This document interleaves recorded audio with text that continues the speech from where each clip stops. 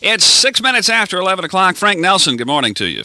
Good morning to you, Ken. I hope you can hear all right, can you? Well, yes, you're not as loud as you were before, but I can get it. Well, if need be, I'll go back over on the phone. We have not the greatest line, but I think this is about as good as we're going to get. We're calling California this morning. And I have to tell you, I have loved your work ever since I was knee-high to a grasshopper, as they say. Well, I've been at it long enough. 60 years, that ought to be enough. There's going to be a special on CBS TV. I want to get the date right. It's going to be on, in fact, it's going to be on tonight, is it not? Yeah, tonight's the night. Special tonight? Yeah, the Garfield in Paradise show. Oh, Garfield, yeah. Actually, that's a show I've never worked before. And I got this call to do Garfield in Paradise, so I brought it over to Cahuenga Boulevard and did it. And I don't know, for some reason, you visualize something. I thought, I bet I'm going to be his conscience. But I wasn't. It was something entirely different. Mm-hmm. They needed, what it says here is they needed a strong character to play opposite Garfield. Of course, the cat. It's an animated show. And immediately, they thought of Frank Nelson. And I love Garfield anyway. I read it all the time. I'm a great reader of the comics. I never grew up that way. Let's identify you for some folks. I have an old clip here from one of the Benny shows. If you don't mind, I'd sure like to play this, and it's a little exchange that you and Jack did together. All right? Right. Let's give it a listen. Now, let's see. There's so many magazines here, I don't know which one to get. Oh, Mister.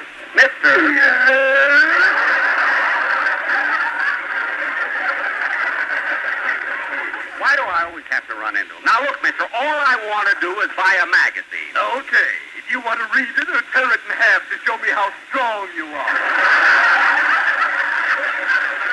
I want to read it, and I'll take this one here. Well, house is garden, aren't you lucky? What? Today only, with every copy, we give away a pocket full of fertilizer.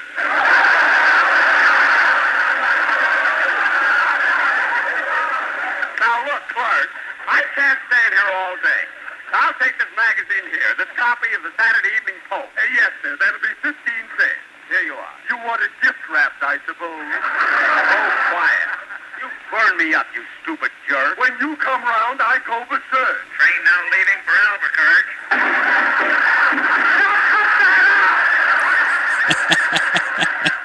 For years. Could you hear that okay, Frank? Funny, think that you remember all the shows. Now, that I don't remember at all. This was at a train station, and Jack went to buy a magazine. Yeah, where he's leaving for Albuquerque, Azusa, Cucamonga. Yeah, and later, of course, that final voice was Mel Blanc's. Yep. Yeah. You drove Benny nuts for years, didn't you? What? You drove Benny crazy for years on his show. Yeah. As a matter of fact, somebody one day said, what's his name? What's his name on the show? Mm-hmm. And Jack said, he doesn't have a name. He's my nemesis. Everywhere I go and get in trouble, it's him. And so anytime they had to use a name for me, they just used Nelson, Miss Nelson. It'd be Dr. Nelson or whatever it was. But we never developed a character name for the character. Mm-hmm. But How about that character, Frank? Did you develop the yes, or was that something that you developed after you got on the show? yeah, what really happened?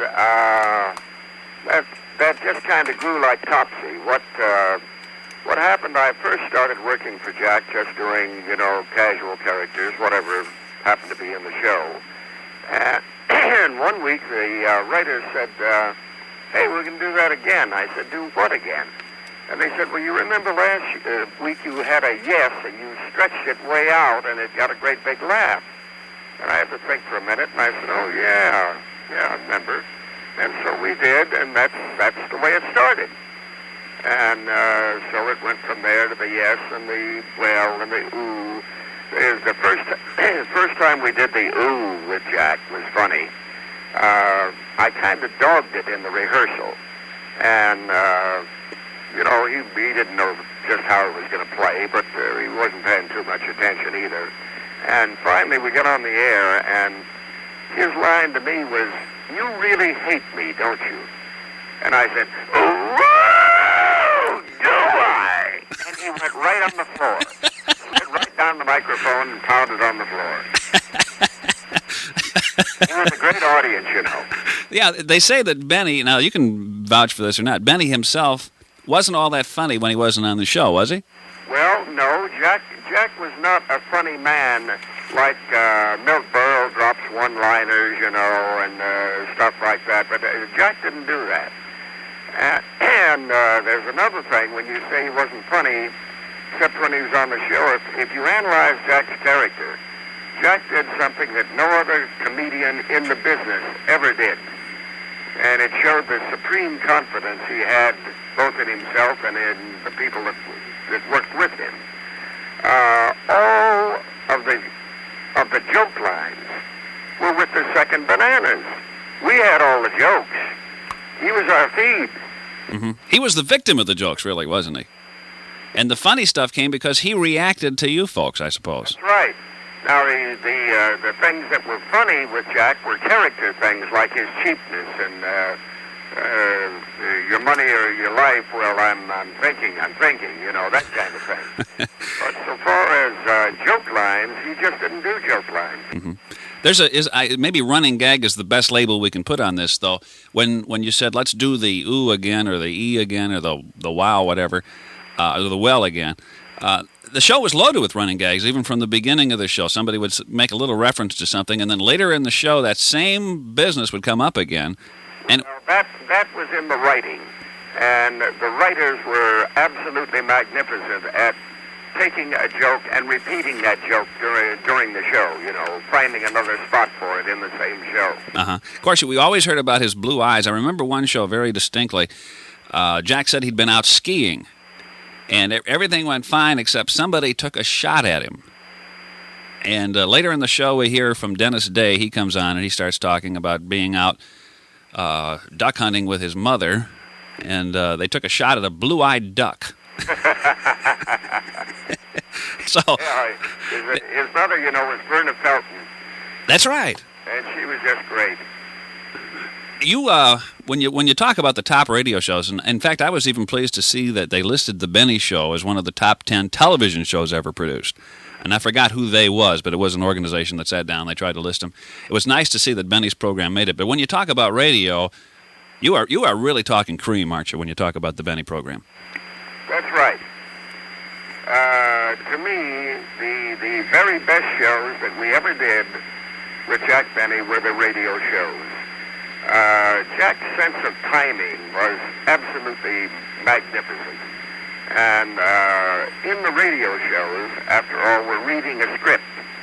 And so there was, you may have noticed, when he went to the TV shows, he really used a different form. He began to slow down a little because he was looking for the damned idiot sheets out there. Yeah. Let me ask you this, Frank. When you did it on radio, obviously it was a live audience, but was the TV show done in front of a live audience? Yeah, we did them both in front of live audiences. Okay. There seemed to be those segments that when they'd maybe go to a musical segment or something, I wondered sometimes by watching if it was really in front of a live audience or if that was filmed earlier. Yes. It always was live. Without one. Uh-huh. Because, well, really, that's what the whole secret of timing is about, isn't it? Yep. Got to have that live reaction. What if anybody else has a Benny question for you or a question about Frank Nelson? You give us a call, 829-2345. I'll tell you, when I get all excited just talking about that program because, in some ways, that it has its roots here. Later on TV, State Farm was a sponsor for the Benny Show, and of course, State Farm has its corporate headquarters here in Bloomington, Illinois. So Jack made it to town in the, I guess it was in the 60s at one time, Frank. But I've had the privilege of talking with Hilliard Marks and Phil Harris and Mel Blanc, and this is the first time we've had a chance to talk, so I'm tickled to death to have you on the line. Yeah. You know, Hilliard Marks was Mary's brother. You knew that, didn't you? Yeah, I guess I did, come to think of it. Yeah. He was sort of, was he a writer at one time also? I know he... Hilliard would sit in on the writing sessions. He was theoretically the director of the show. He was just he was part of the family, is what he was, you know. And so they gave him something to do, but Hilliard never worked at it very hard. 16 past 11 o'clock. We will be right back with Frank Nelson. How'd it go this week? Oh, terrific, Doctor. I delivered all the Jay's potato chips fresh every day. And did you? No, I didn't pull my truck over and eat all the Jay's potato chips this Mr. time. Kresk, I think the therapy is working. Oh, yes, Doctor, but I still feel silly wearing this bag of Jay's stapled to my necktie. It's called stick it under your nose therapy. You put something under your nose and teach you to ignore it. I guess it's working. Lie down on the couch. We'll have another session. Okay. Close your eyes. Jay's taste great, because they're made naturally.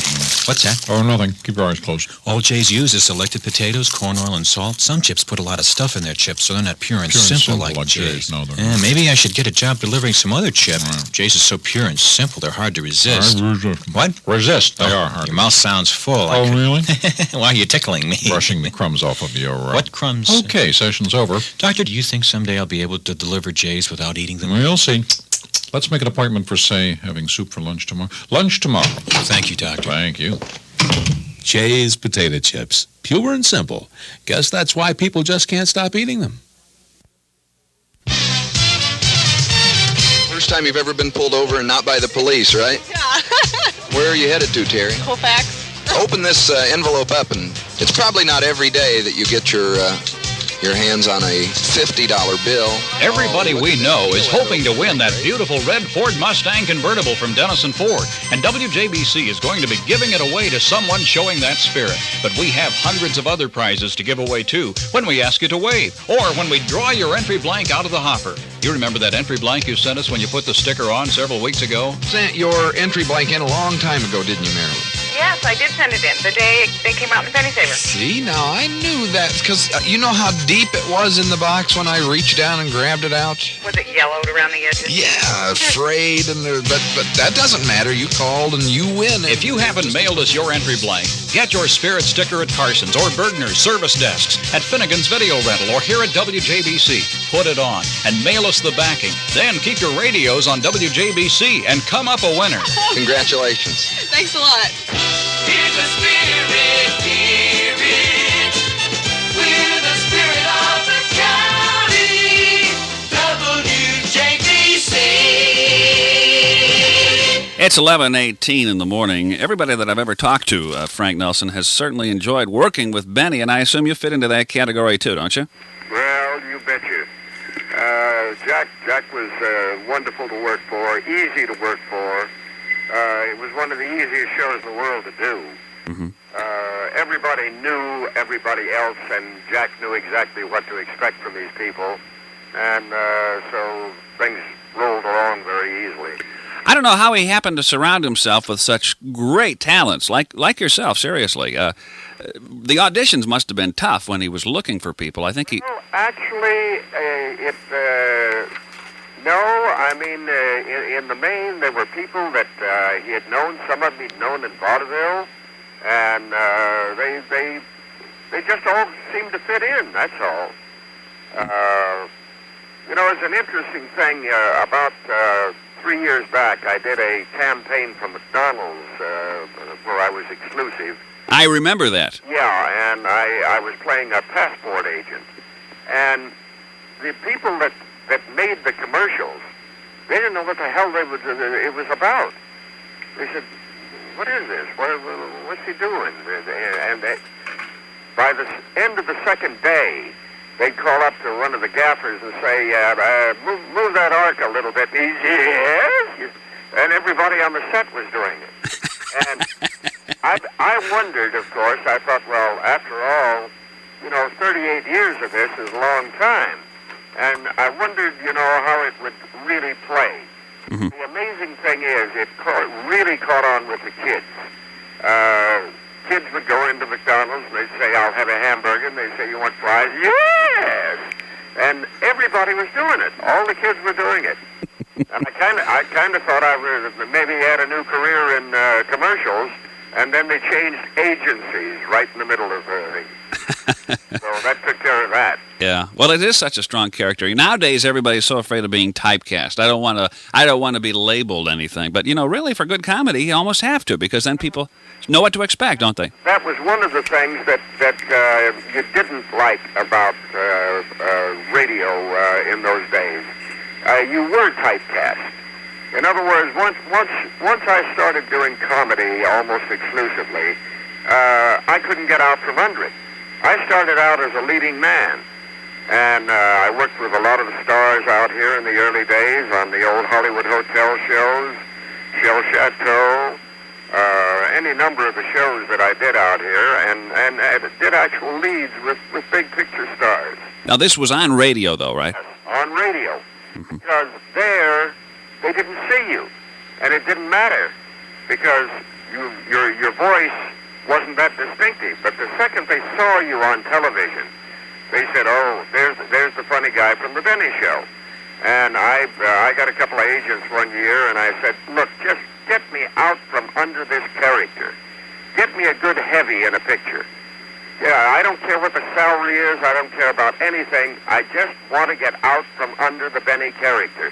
And there wasn't a chance in the world, because nobody would take a chance on me. They'd say, "Well, the second he opens his mouth, they expect people to laugh." So they just don't do that. So that was one of the joys, of course, of radio. Radio was brand new every day. Everything you did was done today and dead tomorrow. You didn't repeat it. There were no reruns of it, and every day was a challenge to do new things. And we did 5, 6, 7, 8 shows in a day. And it was a wonderful, wonderful period. I wouldn't have missed it for anything. The interesting thing is, if you tried to combine those kind of talents, if you could find them and get them all together on one show, the chances of that happening again are pretty slim, I'd say. I would say that they're impossible today. At the time that television really took over radio, you see, it wasn't like the magazine industry fighting the broadcasting industry. It was the broadcasting industry moving into something that was going to make them more money than they had made in radio, and the advertising agencies doing the same thing. So they made no effort to save radio. Mm-hmm. I think had they done that in the early days, there might have been a limited period in the evening where you might have done some really fine radio shows, drama, as well as comedy. It was interesting. We talked with Stan Freberg just a few weeks ago, and he replaced... I saw Stan. We were down at one of our favorite Chinese places, and here was Stan, him getting food to take home with him. Yeah. He was saying that he replaced the Benny Show. When Benny went to TV, he took it over on radio. Yeah. And one of the mistakes he made was trying to get one sponsor to back him like they did in the old days. And I'm not sure that's what ended it. Of course, the trend had already been established, but certainly he made an effort to try to keep radio funny on a network level. Well, there were efforts made, but they were weak efforts. They really didn't fight for it at all. Mm-hmm. Because actually the commissions on the shows were going to be more. They were going to make more all the way around, and that's what we run on is money. Yeah. That's very interesting. You have a great voice. You could do any kind of delivery at all, from what I can tell. And it's not that noticeable until you go into that character. It's like you put on another face when you become Nelson. Well, it's very often I meet people and they ask me what I've done. I've said, well, I've worked for 38 years with Jack Benny. And they say, well, what did you do with Jack Benny? They don't recognize me at all, and I have to say, well, do you remember when he'd say, oh, Mr., and the fellow would say, yes, oh, that was you. But, no, I remember going to a producer's office over at Paramount Studios one day, and I walked in, and his face fell, and he said, oh, you don't look anything like you sound. And I said, well, thank God for that. That was the end of the interview. Yeah. You would crop up in all those different places, though, behind a counter at a train station, for instance, or maybe a counter in a store. You were a floor walker, too, many times, weren't you? And I did, oh, Lord, I was a warden. I was a psychiatrist. We had a lot of funny, different different types of shows. And the interesting thing is the audience always bought it that you were a new character or whatever. You know, there's another character like that on the old Jackie Gleason show, and I can't think of the guy's name, but he played a heavy, sort of a dark-haired gentleman, and you always bought him. I think he played one time one of the guys that Ralph worked with. There were characters like you who just showed up every week, it seems like. He worked with a set cast, you know, mainly. I mean, he would have other people come in, but mainly he had a set cast. Yeah. But what I guess I'm saying is people are so afraid of being typecast, and yet on the same show we bought you as a different person once in a while. Yeah.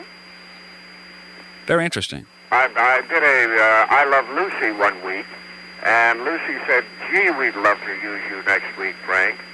There's a waiter part in there that we think you'd be just absolutely great for, but you've just done this one."